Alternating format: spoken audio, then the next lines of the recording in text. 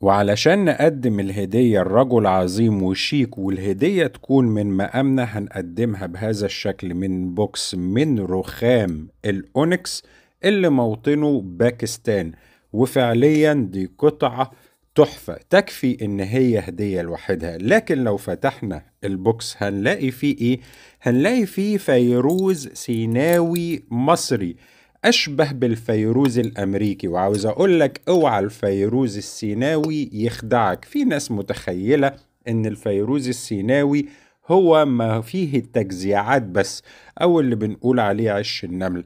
الفيروز السيناوي درجات كتير هحصرها لك في فيديو آخر، منها عش النمل ومنها الطوري ومنها الأجرد اللي بيكون شبيه للفيروز الأمريكي لكن بطاقة وحلاوة الفيروز المصري. هقولك سموه أجرد ليه، وهقولك إنه هو المفضل والغالي جدا ليه، لدرجة إن الجرام منه ممكن يوصل ل1000 جنيه. ليه؟